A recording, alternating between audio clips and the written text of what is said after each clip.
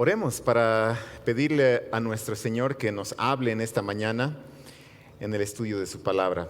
Acompáñenme a orar, por favor. Padre Celestial, Padre amado, gracias te damos en esta mañana por el sacrificio de Cristo en la cruz por nuestros pecados. Gracias te damos porque tú nos has adoptado como tus hijos e hijas y en esta mañana, como tu familia, como tu pueblo redimido, venimos a tus pies para escuchar tu palabra, Señor. Por favor, háblanos al leer la Biblia en esta mañana, que cada palabra que leamos de la Escritura llegue a nuestro corazón y que tu Espíritu Santo la use para enseñarnos y recordarnos lo que tú tienes para nosotros hoy, Señor. Te pedimos que nos ayudes porque por nuestra cuenta no podemos, sino que necesitamos de tu gracia y de tu ayuda en esta mañana. Te pedimos esto en el nombre de Jesús. Amén. ¿Qué harías si tuvieras una gran suma de dinero? Por ejemplo, no sé, tal vez $30,000. ¿Qué harías con $30,000? Este dinero puede servir de mucho. Podrías tal vez terminar de pagar una deuda. Podrías ponerlo de pie para comprar un inmueble. Podrías comprar un vehículo. Con $30,000 tal vez también podrías invertir en un negocio o simplemente ahorrarlo para el futuro. Este dinero podría ser muy provechoso. Pero, ¿qué pasaría si este dinero, si estos $30,000 fueran de alacitas? Dinero falso. ¿Serviría de algo? Tristemente no. Esto fue lo que vivió una mujer de Santa Cruz. El periódico El Deber publicó en marzo de este año la triste historia de una mujer que tenía $30,000 ahorrados, guardaditos en su casa. Y un día ella se dio cuenta de que su dinero había sido robado y había sido sustituido por billetes de alacitas. Qué triste, ¿no creen? ¿De qué sirve que alguien tenga un dinero o hasta una fortuna si esta es de alacitas? ¿Podrá este dinero falso ser de algún provecho? ¿Servirá este dinero de algo? Jacobo, el hermano de nuestro Señor Jesús, cuando escribe la carta que estamos estudiando los domingos, él habla de algo similar en el capítulo 2 de su carta. Entonces, por favor, acompáñenme en la lectura de la Biblia en Santiago, capítulo 2, y vamos a ver ahora los versos del 14 al 26. Santiago, capítulo 2, versos del 14 al 26. Y en esta mañana voy a leer la traducción de la Biblia textual, que la tienen en sus boletines, o los que usan dispositivos electrónicos pueden también buscar esa versión de la Biblia ahí en sus celulares. Bien, Santiago capítulo 2, versos del 14 al 26.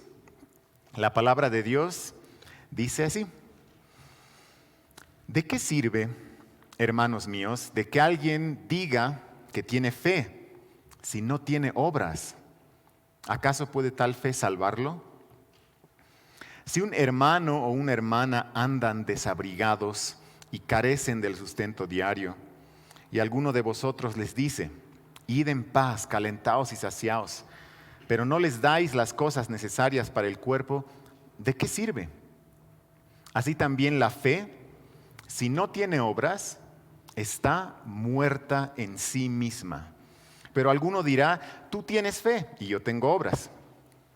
Muéstrame tu fe sin las obras, y yo te mostraré la fe por mis obras. ¿Tú crees que Dios es uno? Bien haces. Los demonios también lo creen y tiemblan. Pero, ¿quieres saber, oh hombre vano, que la fe sin obras es estéril? ¿No fue justificado por las obras nuestro padre Abraham cuando ofreció a su hijo Isaac sobre el altar? Ya ves que la fe actuaba juntamente con sus obras, y la fe fue perfeccionada por las obras. Y se cumplió la escritura que dice: creyó Abraham a Dios y le fue contado por justicia, y fue llamado amigo de Dios. ¿Veis que el hombre es justificado por obras y no solo por fe? Asimismo también la ramera Rahab no fue justificada por obras cuando hospedó a los mensajeros y los envió por otro camino, porque así como el cuerpo sin espíritu está muerto, así también la fe sin obras está muerta. Hermanos y hermanas, en este pasaje vemos que decir tener fe, pero no tener obras, es como decir que tenemos una gran fortuna, pero de a las citas. Es decir, no sirve de nada. Eso es lo que Jacobo dice acerca de aquella fe que es solo de boca para afuera. Tal fe no sirve de nada. En el versículo 14 del pasaje que hemos leído, si se fijan, Jacobo hace una pregunta. Y él dice, ¿puede tal fe salvar? No, esa fe no puede salvar, porque es una fe falsa. Es como aquel dinero falso que no puede comprar nada, que no puede hacer nada. Es una fe que no aprovecha en nada. ¿Cómo es entonces la fe verdadera? La fe que salva. La fe que salva es una fe provechosa. Y hoy quiero que veamos esa fe que salva, esa fe provechosa, que en primer lugar es provechosa porque muestra amor al prójimo. También quiero que veamos que es una fe provechosa porque nunca está sola. Y finalmente vamos a ver que es una fe provechosa porque cumple un propósito. Entonces, comencemos viendo que la fe que salva es una fe provechosa porque muestra amor al prójimo. En el pasaje que leímos, Jacobo pone ante sus lectores una situación que podría pasar en cualquiera de las comunidades de ellos. Y la situación es la siguiente. Si se fijan en el verso 15, ahí vamos a ver esa situación que Jacobo pone. Él dice que un hermano o una hermana que andan desabrigados y carecen del sustento diario. Eso también puede pasar hoy, ¿no creen? ¿Qué haríamos nosotros con esa situación en nuestra iglesia, la comunidad? Con un hermano o una hermana que carecen del sustento diario. ¿Qué haríamos? Una posible respuesta tal vez sería lo que vemos en el verso 16. Decirles, vayan en paz, calentaos y saciaos. ¿Qué piensan acerca de esta respuesta? ¿Sirve de algo? No, no sirve de nada. ¿Por qué? Porque la persona volverá a su casa tal cual como llegó. Volverá a su casa con frío y con hambre. Nada habrá cambiado para este hermano o esta hermana. Y es que dar palabras de ánimo al necesitado sin darle lo necesario para el sustento de su cuerpo no sirve de nada. No aprovecha. Primero, no sirve de nada, no aprovecha para la persona necesitada, porque no recibe ninguna ayuda práctica. Y en segundo lugar, no sirve de nada para la persona que profesa fe, porque esta falta de amor al prójimo simplemente refleja que su fe está muerta. En otras palabras, no posee la fe que salva el alma. Esta persona que no muestra amor al prójimo no posee la fe salvadora, la fe verdadera. ¿Saben, hermanos y hermanas? Este es uno de estos pasajes característicos de la epístola de Santiago, que al leerlos nos hace sentir incómodos. Recuerdo que cuando predicaba la introducción de esta epístola les decía que al leerla vamos a encontrar muchos pasajes que nos van a hacer sentir incómodos. Este es uno de estos. Pero no quisiera que pasemos esta incomodidad rápidamente, sino que la aprovechemos como una gracia especial que Dios nos está proveyendo en su palabra para examinarnos. ¿Cuándo fue la última vez que ayudamos a un hermano o a una hermana de la iglesia con una necesidad práctica, dándole alimento, dándole ropa o dándole algo para su sustento? De manera personal, cada uno preguntémonos, ¿cuándo fue la última vez que hice esto? Ahora bien, si no podemos recordar cuándo fue la última vez que hicimos esto, o si tal vez nos estamos dando cuenta que nunca hemos ayudado a un hermano de la iglesia en su necesidad, necesitamos sinceramente preguntarnos, ¿seré acaso yo la persona de la que Jacobo está hablando en este pasaje? ¿Una persona con una fe muerta? La fe verdadera en Jesús, la fe que salva, es una fe provechosa que mostrará hacia afuera amor al prójimo, especialmente al ayudar a los hermanos y las hermanas de la iglesia que necesitan sustento. Durante el tiempo más duro de la pandemia, el año 2020, recuerdo con mucho gozo que la fe de muchos de la iglesia se expresó así, hacia afuera, en amor a los hermanos y hermanas de la iglesia que estaban necesitados, que estaban enfermos, al cocinar, al distribuir alimentos, al conseguir medicamentos que eran difíciles de conseguir, al conseguir y llevar oxígeno a las casas de los enfermos de la iglesia. Y obviamente ahora ya no estamos en un tiempo así. Gracias a Dios que ya hemos pasado esa etapa de emergencia sanitaria, esa época difícil. Pero todavía hay personas necesitadas en la iglesia.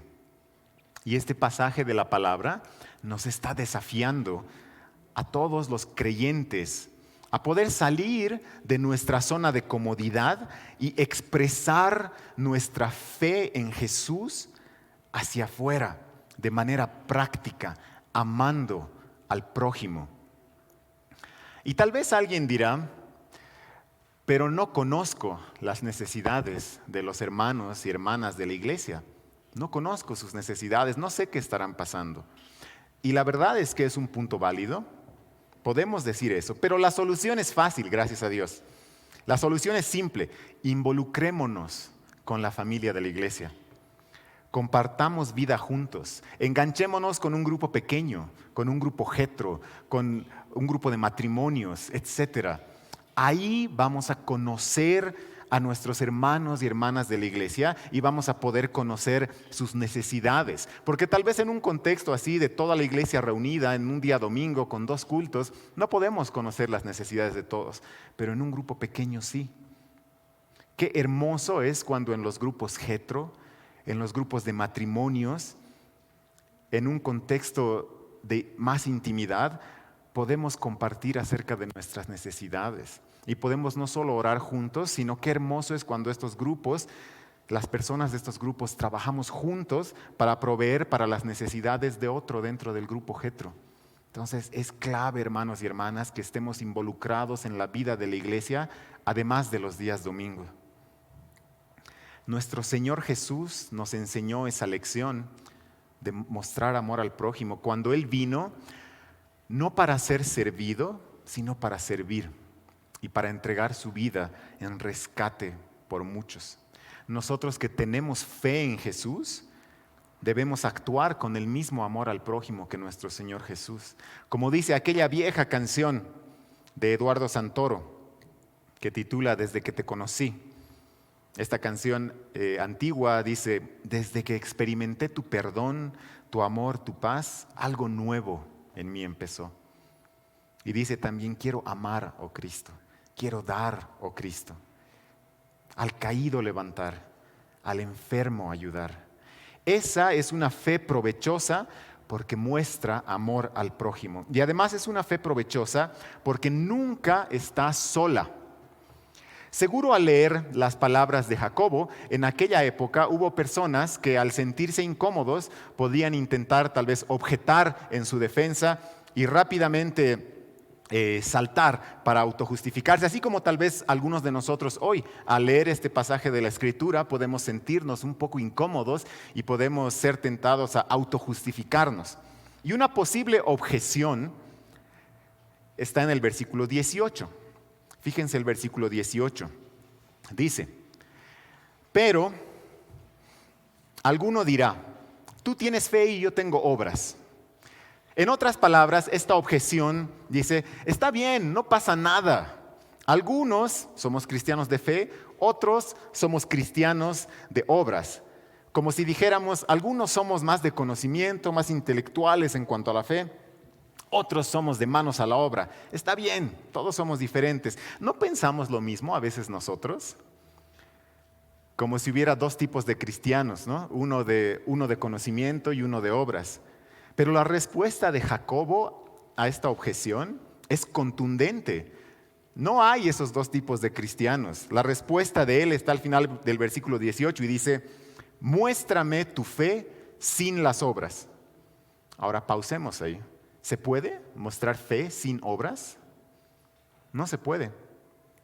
Por eso Jacobo añade: yo te mostraré la fe por mis obras. La fe se ve a través de las obras. La fe verdadera nunca está sola. Nunca se queda solo en palabras o en pensamientos. Si no hay obras, entonces no hay fe verdadera. En otras palabras, la fe, que es algo invisible, es algo que uno no puede meter en un tubo de ensayo y analizarlo en un laboratorio, se hace visible y se hace palpable a través de las buenas obras. Las buenas obras son un producto natural, son una evidencia tangible de la fe verdadera, de la fe que es provechosa. Y para aquellas personas que piensan que tienen fe, aunque no tengan buenas obras, el versículo 19 dice lo siguiente. Fíjense por favor, Santiago 2:19. Dice: ¿tú crees que Dios es uno? Bien haces.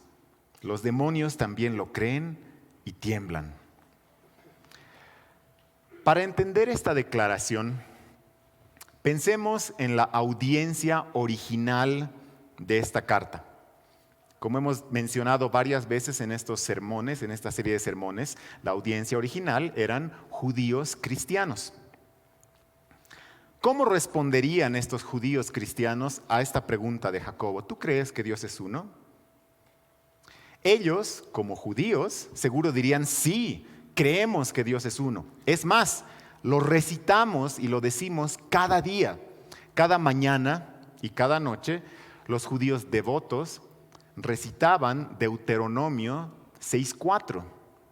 Era parte de su liturgia diaria como judíos devotos. Deuteronomio 6:4 dice: oye Israel, Jehová nuestro Dios, Jehová uno es. Esta oración es muy conocida y se la conoce como la Shema. Seguro los hermanos y hermanas a quienes escribió Jacobo todavía repetían la Shema 2 veces cada día. Pero este conocimiento de que Jehová uno es, ¿producía algo en ellos? Jacobo dice que los demonios también creen en la Shema. Sí, los demonios creen en Deuteronomio 6:4. Ellos creen que Jehová uno es. Y es más, esta creencia de los demonios no se queda en mero conocimiento intelectual, sino que el conocimiento de Dios produce algo en los demonios. ¿Qué produce? Dice ellos, el verso 19, ellos tiemblan. Creer en Dios jamás va por sí solo, siempre va acompañado, siempre produce algo. En los demonios el conocimiento de Dios produce terror y en los cristianos el conocimiento de Dios produce obras. La fe provechosa, la fe que salva, nunca está sola, siempre va acompañada. La fe salvadora siempre produce algo, obras. Y por eso el versículo 17 dice: la fe, si no tiene obras, está muerta en sí misma. Muerta en sí misma. En otras palabras, está muerta si está sola. Eso quiere decir en sí misma. La fe está muerta si está sola. Algunos domingos atrás, cuando estudiamos Santiago capítulo 1, verso 22, leíamos lo siguiente: pero sed hacedores de la palabra y no solo oidores. Es decir, no basta solo con oír. Y ahora, llegando al capítulo 2, en contraste con el oír, vemos que tampoco basta solo con decir. No basta solo con oír, no basta solo con decir. Como esa canción antigua de Juan Carlos Alvarado, que decía: no basta solo con cantar, no basta solo con decir. Podemos decir, Podemos oír y podemos decir mucho, podemos cantar y afirmar correctamente el Evangelio con nuestra boca, pero nuestras obras dicen lo mismo que nuestra boca.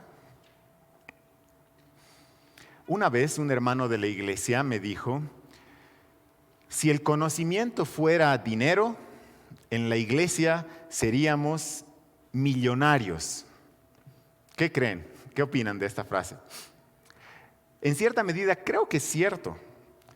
Pienso que muchos de los que estamos acá presentes podemos declarar correctamente doctrina básica.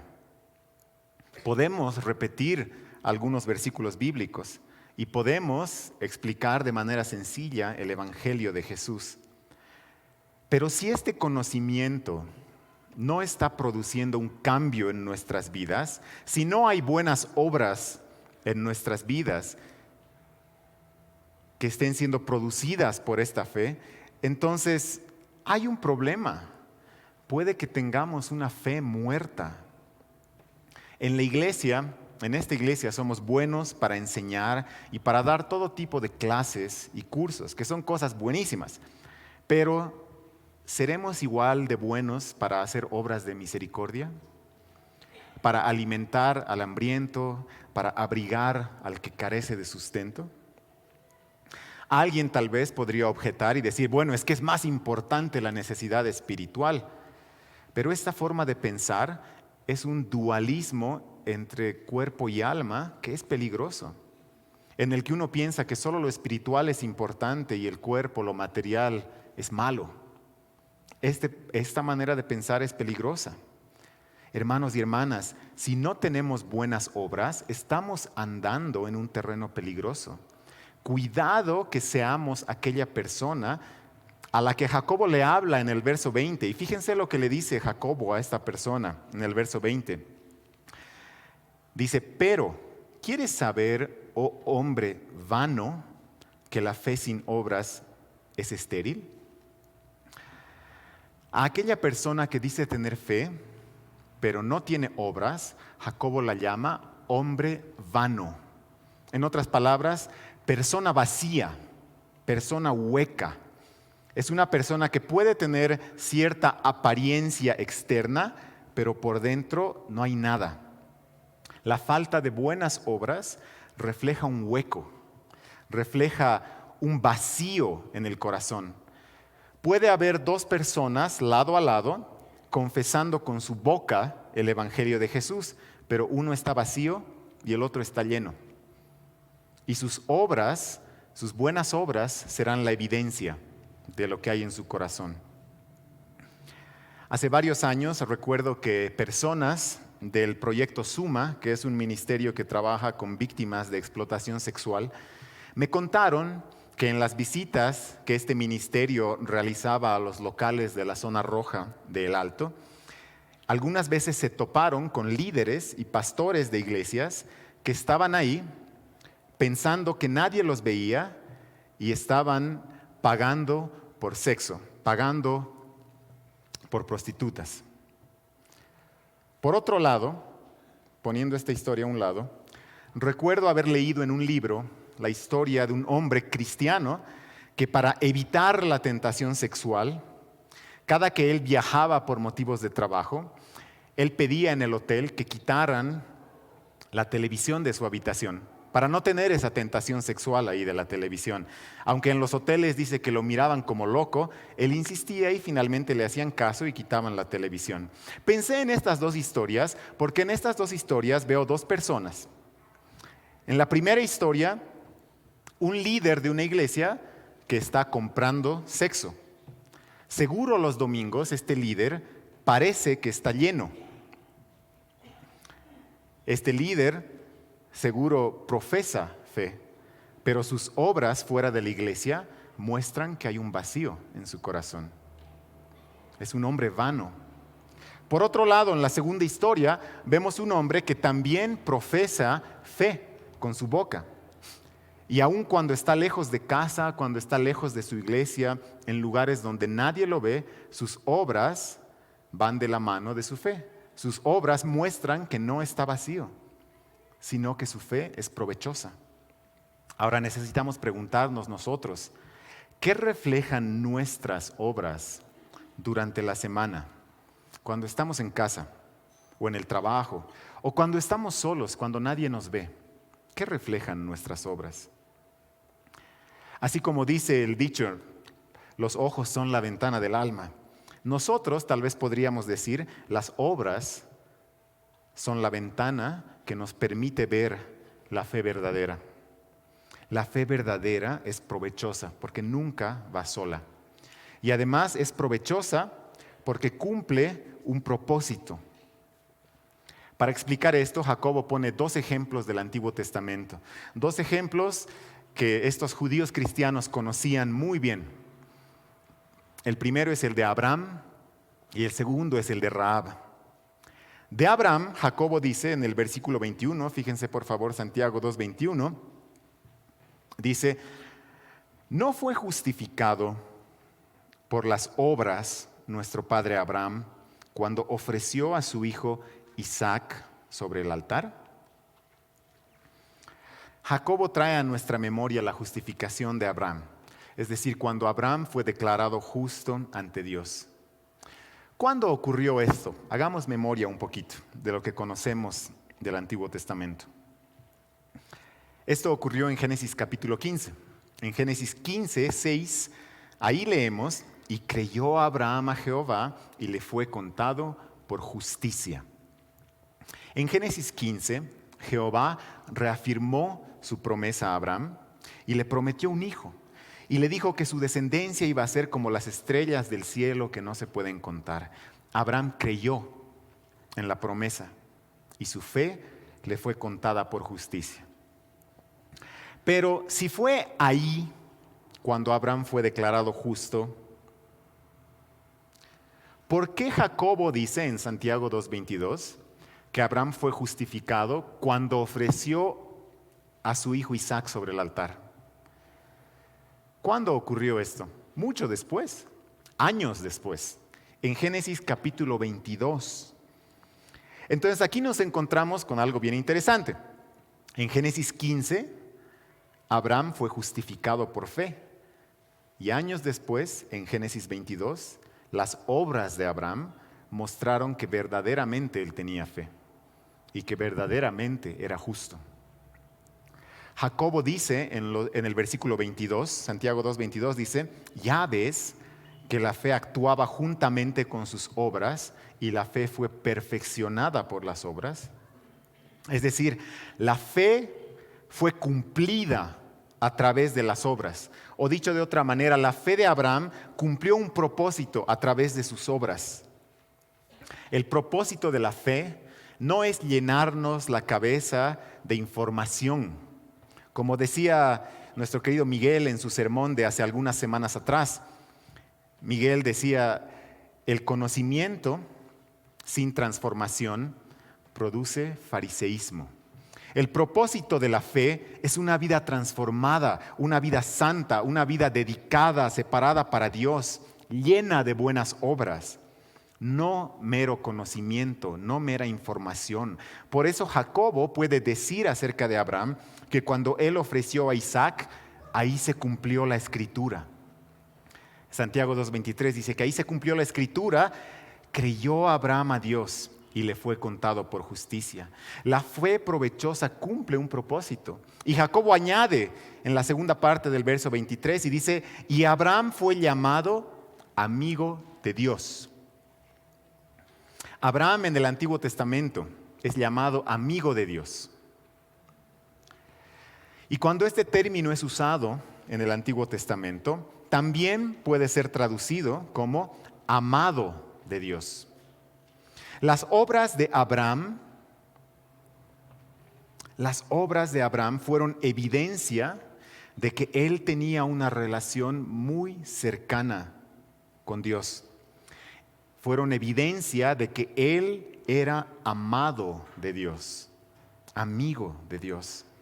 Preguntémonos ahora nosotros, ¿nuestras obras son la evidencia de que Dios ha derramado su amor en nuestros corazones? ¿Nuestras acciones ¿son evidencia de que somos amados de Dios? ¿O son la evidencia de que jamás hemos experimentado el amor de Dios en Cristo Jesús? Las obras y la fe tienen una relación íntima, son inseparables. Por eso Jacobo dice, ¿veis que el hombre es justificado por obras y no solo por fe? La fe provechosa cumple su propósito a través de las obras. Aunque las obras no son lo que salva a una persona, pero ellas sí muestran que una persona ha sido verdaderamente salvada. Las obras muestran que una persona ha sido verdaderamente justificada por Dios.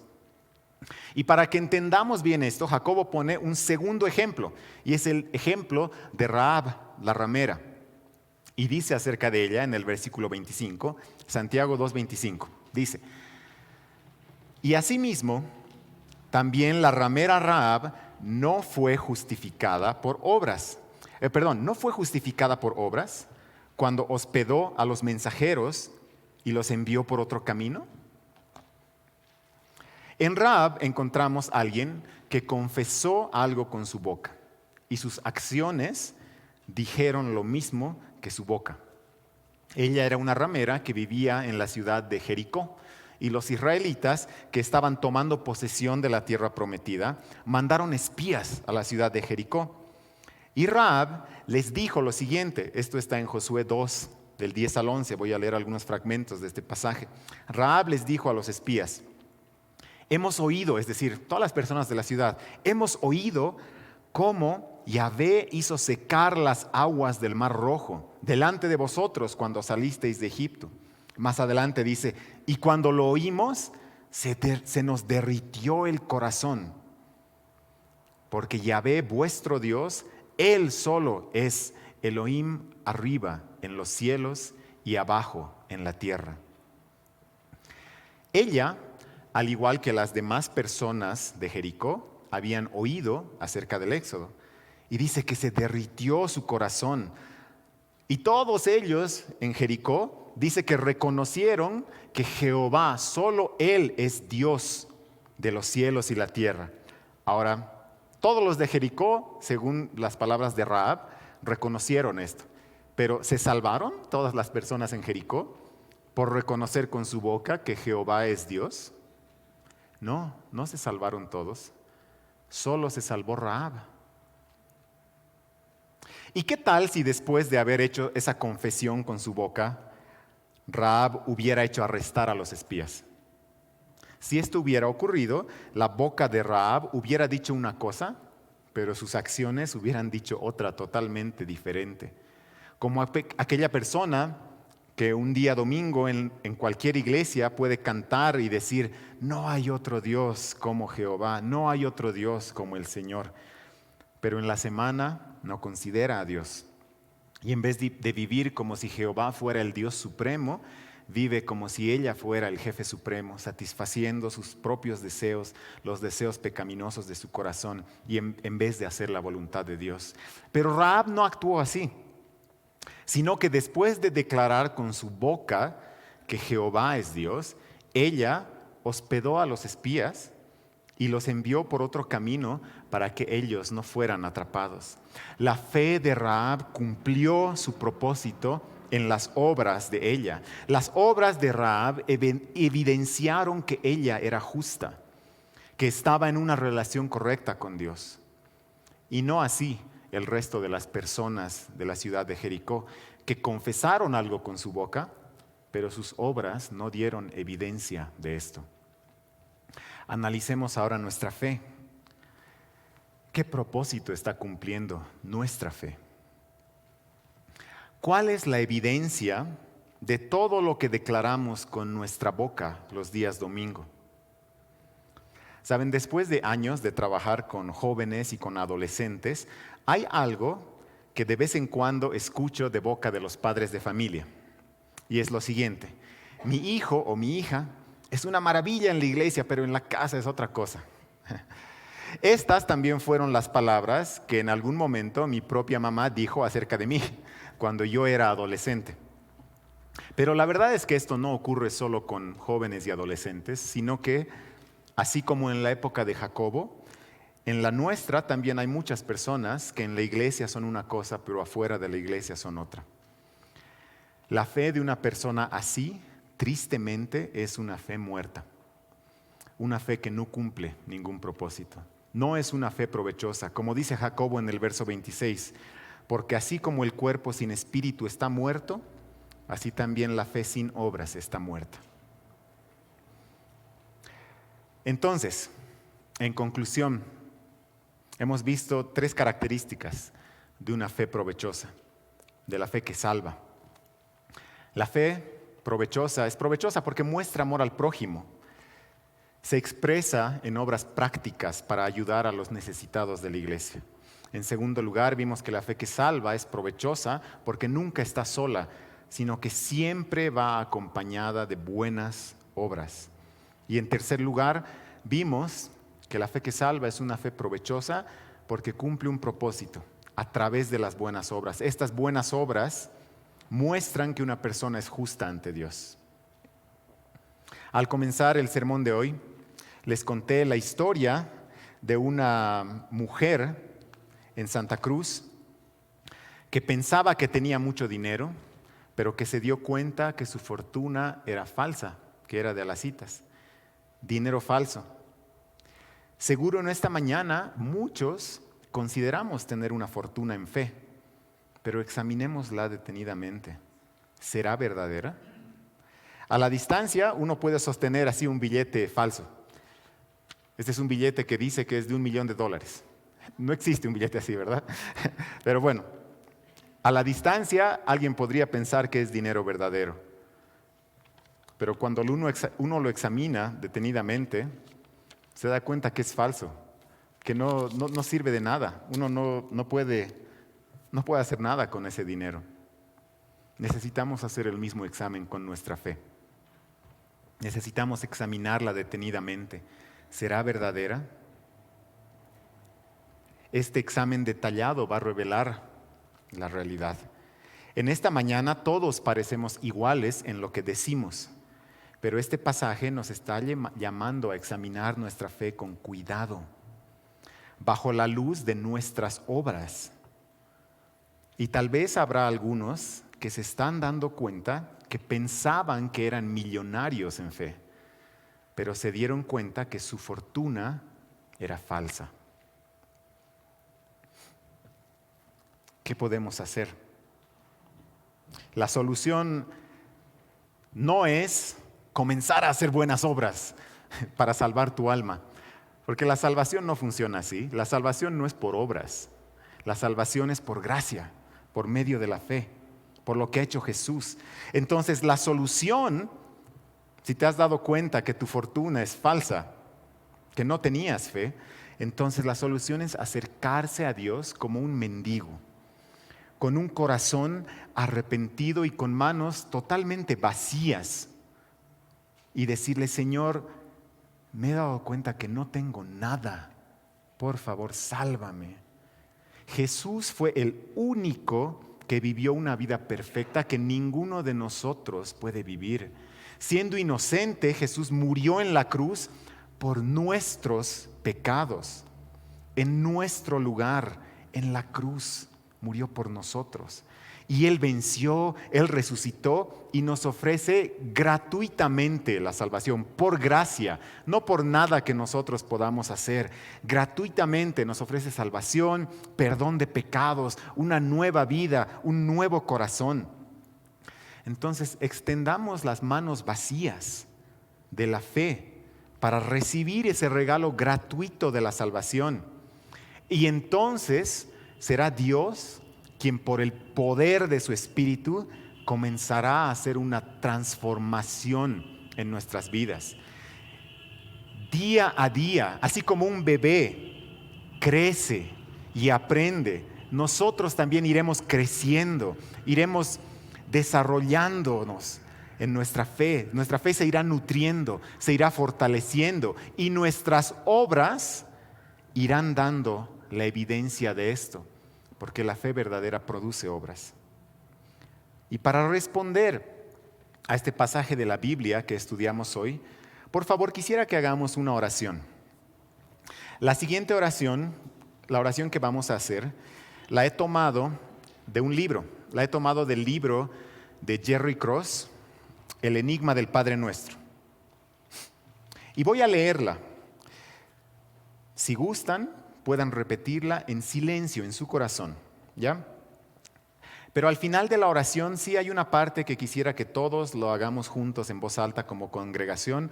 Cuando lleguemos a esa parte de la oración, yo les voy a indicar para que lo hagamos en voz alta. Oremos.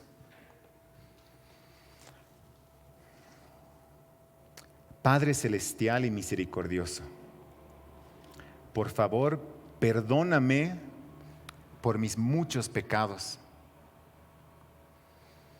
Mis pecados me han hecho insensible a la gravedad de no amarte, de no confiar en ti y no obedecerte como debería. Por favor, perdóname por negar la magnitud de mis ofensas y trivializar el gran sacrificio que me proveyó una salvación tan grande y gratuita. Por mucho tiempo mi corazón ha estado endurecido y mi voluntad apagada. Hagamos todos, por favor, la siguiente parte de esta oración. Está aquí en la pantalla, si desean repetirla en voz alta. Todos juntos. Purifícame por medio de la sangre de tu querido Hijo y hazme una persona nueva y amorosa. A través del poder de tu Espíritu Santo, en el precioso nombre de Jesucristo, mi Señor y Salvador. Amén. Amén. Que el Señor responda a esta oración.